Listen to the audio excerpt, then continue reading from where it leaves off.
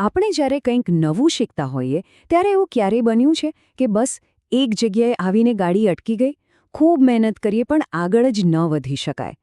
પણ તમને ખબર છે, મનોવિજ્ઞાન પાસે આનો એક જોરદાર ઉપાય છે. ચાલો આજે આપણે એ જ સમજવાના છીએ. આ અનુભવ તો લગભગ આપણે બધાને થયો જ હશે, બરાબર ને? માની લો કે કોઈ ગણિતના દાખલામાં ગૂંચવાયા હોઈએ કે પછી કોઈ નવી સ્કિલ શીખવામાં, અને અચાનક કોઈ આવીને બસ એક નાનકડી હિન્ટ આપે અને તરત જ મગજમાં બત્તી થાય, અરે હા, આ તો આમ કરવાનું હતું. બસ આ જે આહાવાળી મોમેન્ટ છે ને, એ જ તો શીખવાનું અસલી જાદુ છે. તો આ જે જાદુઈ ક્ષણ છે જ્યાં શીખવું સૌથી વધારે અસરકારક બને છે, એને શૈક્ષણિક મનોવિજ્ઞાનમાં એક ખાસ નામ આપવામાં આવ્યું છે. આ કોઈ ફક્ત સંયોગ નથી, એની પાછળ એક આખું વૈજ્ઞાનિક માળખું છે. અને આ જબરદસ્ત વિચાર જેમના ભેજાની ઉપજ છે, તે છે મનોવૈજ્ઞાનિક લેવ વાઇગોત્સ્કી. એમણે બાળકો કેવી રીતે શીખે છે અને આપણી આસપાસના લોકો સાથેની વાતચીત એટલે કે સામાજિક વાર્તાલાપ આપણી શીખવાની પ્રક્રિયા પર કેવી અસર કરે છે તેના પર ખૂબ જ ઊંડો અભ્યાસ કર્યો હતો. તો આ જાદુઈ સિદ્ધાંતનું નામ છે ઝોન ઓફ પ્રોક્સિમલ ડેવલપમેન્ટ. ટૂંકમાં કહીએ તો ZPD. હવે આ છે શું? સમજો, મેં આ એક એવી જગ્યા છે, એક એવો ગેપ છે જે એક વિદ્યાર્થી એકલો શું કરી શકે છે અને કોઈ એક્સપર્ટના માર્ગદર્શનથી શું કરી શકે છે એની વચ્ચેનું. અને સાચું કહું તો બસ આ જ એ જગ્યા છે જ્યાં અસલી શીખવાની પ્રોસેસ થાય છે. ZPને જો બરાબર સમજવું હોય તો આપણે એને 3 ભાગમાં વહેંચાયેલા એક લર્નિંગ મોડેલના ભાગ તરીકે જોવું પડે. આ 3 ઝોન આપણને શીખવાની આખી પ્રોસેસનો એકદમ ક્લિયર નકશો આપી દે છે. ચાલો તો પછી એક આ ત્રણેય ઝોનને સમજીએ. સૌથી પહેલો ઝોન આ એ છે જે આપણે કોઈપણ જાતની મદદ વગર એકદમ આરામથી કરી શકીએ છીએ. આ આપણો કમ્ફર્ટ ઝોન કહેવાય. દાખલા તરીકે, જો કોઈને સાદું સરળ વાંચતા આવડતું હોય તો એ આ ઝોનમાં છે. અહીં કોઈ નવો પડકાર નથી, એટલે કોઈ નવો વિકાસ પણ નથી. અને હવે આવે છે સૌથી અગત્યનો ઝોન, ZPD. આ એ એરિયા છે જ્યાં કામ થોડું અઘરું તો છે પણ અશક્ય નથી. અહીંયા જ શિક્ષક, કોચ કે પછી કોઈ મિત્રની થોડીક મદદ મળે તો વિદ્યાર્થી સફળ થઈ શકે છે. આ મદદ નાની નાની hint, step by step guidance કે પછી બીજા લોકો સાથે મળીને કામ કરવાથી પણ મળી શકે છે. અને યાદ રાખજો, અહીંયા જ સૌથી વધુ ગ્રોથ થાય છે.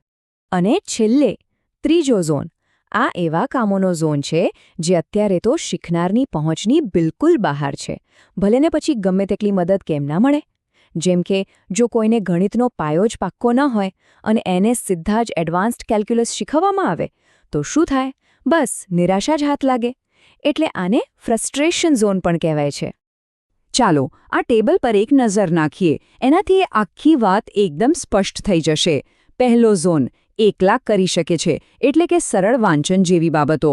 બીજો અને સૌથી મહત્વનો ઝોન, ZPD, જ્યાં શિક્ષકની મદદથી કોઈ અઘરો ગણિતનો દાખલો પણ સોલ્વ થઈ જાય. અને ત્રીજો ઝોન ન કરી શકે, જ્યાં પાયાના જ્ઞાન વગર મોટા કોન્સેપ્ટ સમજવા જઈએ તો ફક્ત હતાશા જ મળે. એટલે જ અસરકારક શિક્ષણ માટે ZPDમાં રહેવું ખૂબ જ જરૂરી છે. તો ચાલો હવે આપણે એ જોઈએ કે આ સિદ્ધાંત ફક્ત પુસ્તકોની વાત નથી, પણ એને રિયલ લાઈફમાં, ખાસ કરીને ક્લાસરૂમમાં કેવી રીતે ઉપયોગમાં લઈ શકાય. આ કોન્સેપ્ટ આટલો બધો મહત્વનો કેમ છે એ સમજવો બહુ જરૂરી છે.